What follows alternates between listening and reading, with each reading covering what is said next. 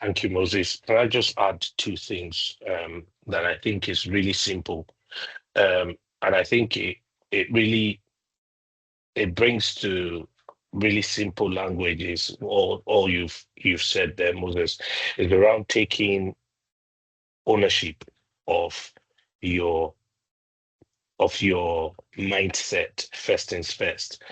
Um, uh, I was really itching when we started when the question came in and it was talking about tone down your CV. I think there needs to be a mindset shift from the you thinking you're toning down your CV or you're bumping your CV up to a shift that you are tailoring your CV.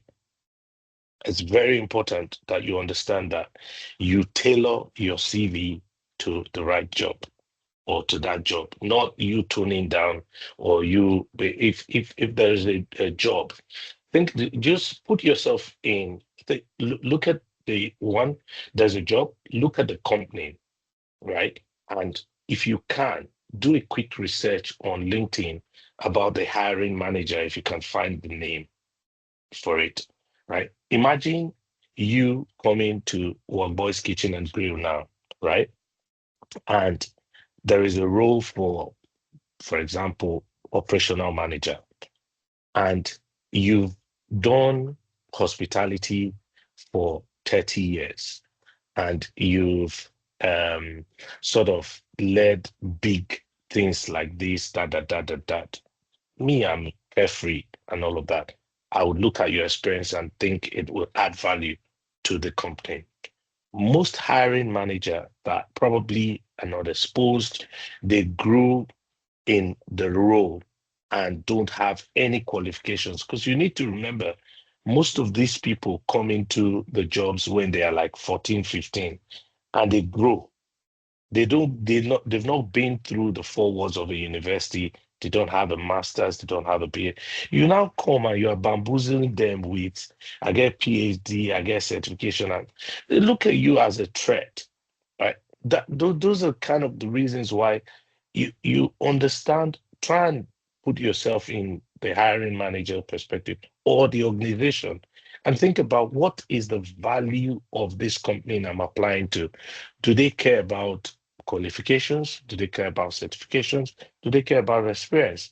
And that's what you tailor your CV to, so that it speaks the language of where you are applying to.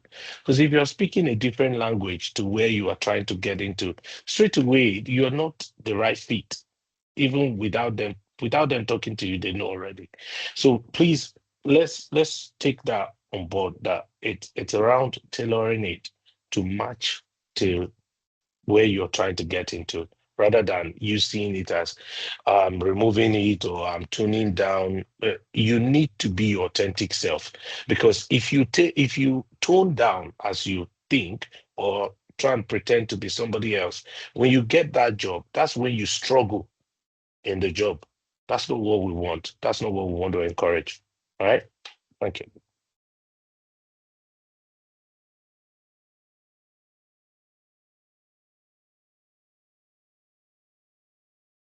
Ash, you're muted.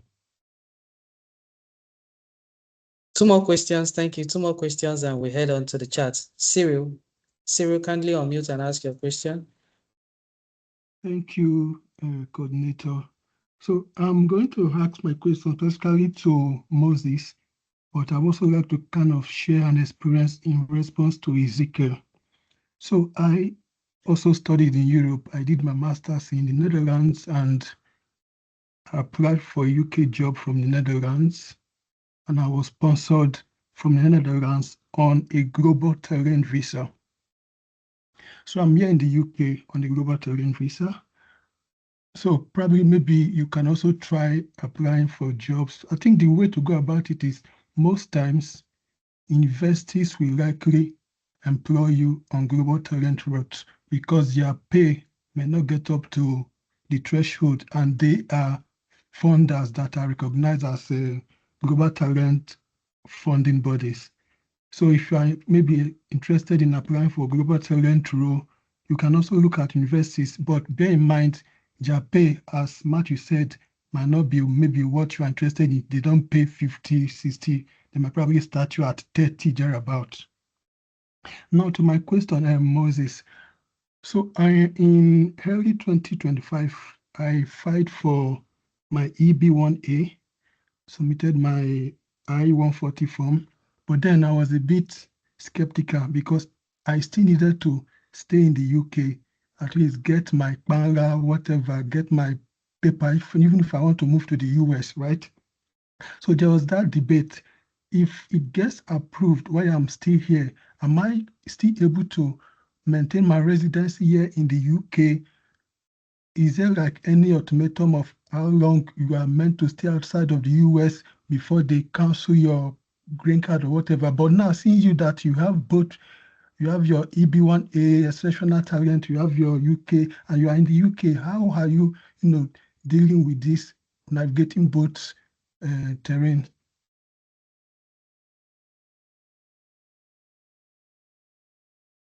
Yes, Sarah, thank you for that question. So, again, it's all about your route, yeah? So you're on Global Talent, is it? Yeah. Yeah. Okay. What's your approving body? Your endorsing body, sorry. UKROI. UKROI endorsed you. Yeah, I'm a researcher, yeah. Okay, just researcher. So you've done how many years now? Probably by next year I should be settled. It's Okay. 3 years to settlement. Yes, okay. So if by next year you should be settled, the requirement of the visa says you need to be in the UK 6 months, right? 180 days. Yeah. For every rolling calendar. Okay. Yeah, Same yeah. requirement also applies in the US. Oh, cool. So again, the requirement for your green card is you need to be in every rolling basis 180 days in America. Okay. So the way to go about it is if you can navigate both worlds together, Yeah. Until you get your whatever you are after, right? It's all about your goal. On other people's perspective, there are people who they don't really care about staying in the UK as long as they've gotten the American one because of their line of work. So I've got a friend who is a programmer, and what they pay him in the UK, right, and what he's getting now in the US is totally different. So it's like there's no point waiting to get anything in the UK. Let me go for the money, right, and just get it from the American perspective because at the end of the day, it's the same thing. British passport, American passport. Almost at the same level, right? You have access to like 195 countries on both passports. So there's no much difference in terms of like rushing. So it all depends on what you want to do, what's your perspective, where do you want to go. And if you, in terms of managing it, if you want to manage both at the same time, then you can say, okay, you do 6 months in the UK, 6 months in America. How you want to plan it, that you are able to do other things, then that's on you. Another thing you can also think of is if you get your I-140 approval, you can actually delay your relocation plans for 2 years, and your I-140 remains valid if you want to do that. Okay, so if you have your I-140 approved, right, and you don't want to move to America now because you have things you are doing in the UK, right? So you can apply for, I don't know what it's called, I can find that for you. But if you check it out on USCIS websites, you find it. You can delay it for 2 years and your green card still remains valid. So it starts counting after the 2 years when you've revalidated and you're ready to move. But it cannot go beyond that 2 years, otherwise you lose its status and then you need to file again. Okay. Does that answer your question? Yeah. Thank you so much, Moses. This is appreciated. Perfect. In my own case, I'm not managing anything at the moment. Oh, you've moved? No. I'm in America at the moment, but I've not moved. Okay. So I'm just I'm back in another 10 days. Okay. Yeah. Thank you so much. I'll reach out to you after the session. No problem. Thank you, Cyril. Richard, kindly unmute and ask your question quickly. Good evening, everyone. Thank you for this program. Thank you for the good, amazing presentation. So my question goes to Moses Osho. I'm more interested in your presentation and also the part where you talk about the myth. So personally for me, I've been contacted on LinkedIn about this stuff, and I thought maybe it's a scam or something, right? About the global stuff, maybe it's a scam. But now you're talking about it, I'm like, oh, maybe it could make a lot of sense as well. So in terms of like the qualification, in your opinion, I know I could go, thank you for also sharing the gov.uk. I never knew about that before. I know I could go there and read, but there's nothing like actually having your own opinion because you have the experience, you've lived it and all that. What do you actually, your perspective in terms of those awards? When we hear those awards, for me, when I hear those awards, I will be thinking like being among one of the top 2, top 3, top 4 in a particular, maybe in your country, in a region or something. What would you say these qualifications will be in terms of the award? Will you say something like having a scholarship with a top body, let's say like Linux Foundation or like Microsoft, or having a fellow with any research organization qualify for that as well? Yeah, okay, cool. Thank you so much. So what I'm going to say, my personal opinion, again, I'm not an immigration lawyer, so I'll put that disclaimer out there. So you don't quote me and said I said this. Okay. So what I'm going to say is whatever you have. So in my perspective, what I did was I on my Google Drive, so I made a folder and I called it my portfolio. Okay. And anything and everything that I think can support my application, I put it into subcategories. Okay. So if it's a research experience, I put a folder research experience and I dumped everything there. Awards, I put a folder awards. I've dumped everything there. Any and everything I can find by myself, right? That I have the evidence to support it. I put in that portfolio, which is what I've created. Okay. And after creating that portfolio of everything I can find that I have an evidence for, I then begin to review, again, going through the particular endorsing body I'm trying to look for, right? So I go through their page and I say, okay, you want recommendation or you want awards and all of that. And then what I did in my perspective now, I ranked all of the awards based on the impact and the numbers and the awarding body. Okay. So for example, I have UK awards, so I rank that higher because I'm applying for a UK Global Talent. I'll rank that higher than a Nigerian award. That doesn't mean I'm not going to include my Nigerian award, right? But I've ranked my UK award higher. So in presenting it, when I come to my awards section of my application, I put the UK one first. Again, you want to put your best foot forward, isn't it? So basically, that's a good strategy if you want to, use my system. But whatever you can find about yourself, put into categories, dump it on a portfolio, and then begin to rank it on impacts, on location basis, and all of that. And then after you've done that, when you're creating your submission pack, right? What you want to do then is to put your best foot forward. So if I have a UK award, I'll put it above, and then I'll put the other awards subsequently. Now, what I'm thinking is, you might not take all of my submission evidence as valid, right? But I want to give you as much as I can find, so that when you're making your decisions, you can choose to reject whatever you want to reject and accept whatever you want to accept. What you don't want to do is to say, oh, maybe this is not good enough, and then you took it out, right?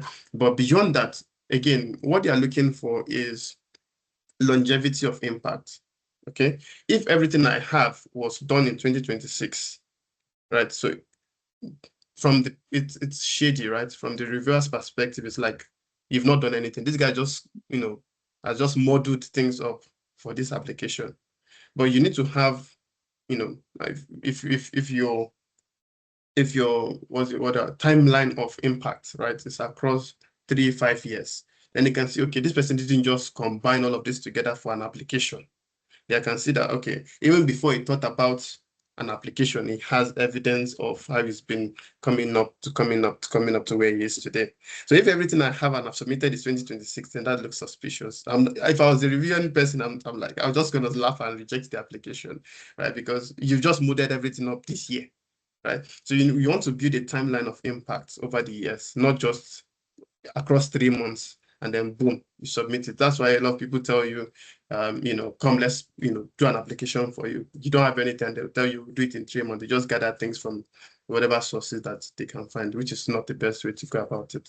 So you have a timeline of impact, and then, use the timeline to tell your story, and then back it up with the evidence that you have collected in your portfolio. I hope that answers your question. Thank you very much, Mr. Moses. Mr. Richard was the last hand up, as at when we agreed about those who will ask questions verbally. So, Miriam, we're very sorry we won't be able to take your questions. I'll take 3 questions from the chat in reverse order of how they were asked. So the latest is, please, what extra certifications does a lecturer from Africa need to practice in the UK? I currently hold a master's degree and doing another master's program currently in the UK.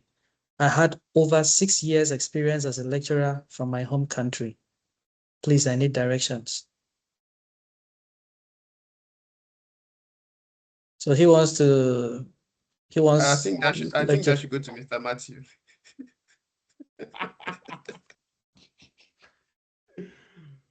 Okay. All right. First and foremost, one of the things I want us to understand is that I don't know who asked around France to UK and overqualified earlier, right?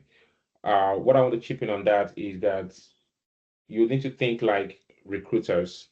All right, we recruiters, we want to get cheaper labor, and that is the sad truth anyway. Okay. So if you don't tell your application or if you're overqualified, the way we think about it is this person is going to ask for too much money than we have in our budgets, and that is the truth. Okay, you just need to just kind of understand what goes on. Like I said, I was going to be spilling some of the things I'm not going to be able to say in public because of the of our industry. I'm just happy to say that because got my brothers and sisters here. For the experience in Africa, it's going to be the same thing that medical practitioners pretty much do when they want to come into the UK, or engineering student when they come into the UK. I think engineering students have to sign, I think, 8 years. I don't know if Moses can, second that. Is it 8 years there's a particular document you have to sign if you're in engineering to say you're not going to use whatever experience you're getting for bomb or for illegal things. I don't know what it is called, but it's something you have to sign. It's like a contract you have to just sign. I don't know if Ash knows that anyway, but it's something you have to sign. So when it comes to coming to the UK, right, you have to understand what's the difference between the qualification I have in Nigeria and what is expected in the UK. It's the same thing with every industry. Every industry. If you're a medical practitioner in Nigeria, if you want to come and practice in the UK, you must take a professional course. Moses said earlier around health and safety, it's a big thing in the UK. If you're the best, if you have the qualification if you're an electrical engineer in Nigeria and you're working in Aso Rock, if you come here, they are not going to respect you. Okay? If you don't have that health and safety qualification or experience to the UK standard, they're not going to respect you. So you need to do your research to understand the qualification I have in Nigeria, how does it translate to the UK? For example, now if you have a WAEC degree, I think there's a conversion way how UK will have to understand what your WAEC result looks like in a UK context. All right, so yeah, so if you have that better understanding, it opens it to a better opportunity in the UK. All right, the information is always out there. I wanted to kind of check it for you actually, but the information is always out there online. Okay, thank you, sir. I Can think can I just add a couple of things that are practical as well? You said you are also currently a master's student in a university. I think one of the things that we should really take advantage of is networking. So within the university where you are, start to speak to even PhD students that are doing this tutoring. body with them, let them know that this is who you are, you've done this before, and start to find out what is the difference.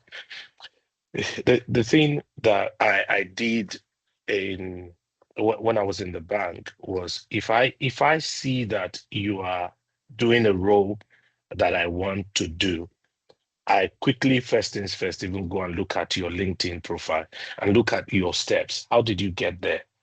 And those are the kind of things that you can be doing with some of the people. God bless you. Somebody has even said postdoc. People doing postdoc right now, start to find out, be friends with them, network, speak to them on an informal basis, go out, find out where they're going to. Sometimes this simple thing, as simple as there's a dinner where in the school where people are talking, there's this committee, there's this sort of meetings happening. Show up for these sort of things, network, because those things are so easy. Somebody just needs to drop your name somewhere in closed door, and you'll be very surprised that you'll land yourself this sort of job, especially in the academic world. That's the fastest way to get a job. Somebody needs to talk about you. So please build your contact as well. And if you want to sort of be a lecturer, is what I'll say. All right. Okay, sir. Thank you very much for the responses. The other things in the chat, a lot of the questions were already addressed. Thank you, Gift, for being proactive to address them. And then some of them are more like things requiring more in-depth help and discussions. So there will be a feedback email at the end of this webinar, either today or tomorrow, and it will contain the LinkedIn handles of all the presenters. So you can follow them up on LinkedIn and then further engage with them there and some of the activities they do.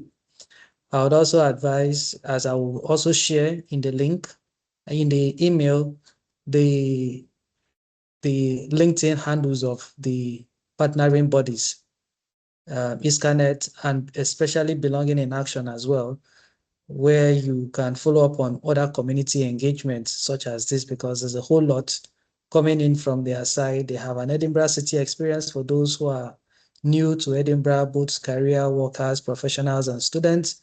And they also have similar programs like this that will be coming up. ISCANet, Mr. Matthew, you have a presentation as well tomorrow. Yeah, similar one. Yes. So you can follow up on Mr. Matthew's profile on LinkedIn and then get info of that program and also attend. He may have more time to make more elaborate presentations tomorrow. We will also send links to the recordings as they'll be put online. Before we close, we want to thank especially Mr. Moses. It's the eve of his wedding, and I'm wondering how he's able to sit here with us and not be distracted by what has to happen and what has not happened and who has not done what. But congratulations on your wedding tomorrow. We wish we'll be there with you. Send us link, we'll join online. Thank you very much. Thank you. Yeah. So as we come to the end of tonight's session, I would like to thank all our speakers for giving their time, wisdom, and experience. Thank you to all our participants who joined and stayed engaged throughout. If there's one message to leave with tonight, it is this: opportunities rarely arrive fully formed. You have to take them up yourself and you have to put yourself out there. They are often created through information which you have received, relationships which we hope you will build after today, consistency and courage. So please stay connected with the Nigerians and Friends Society via Scholaris, ISCANet, and Belonging in Action. More powerful programs will follow, so just follow our social media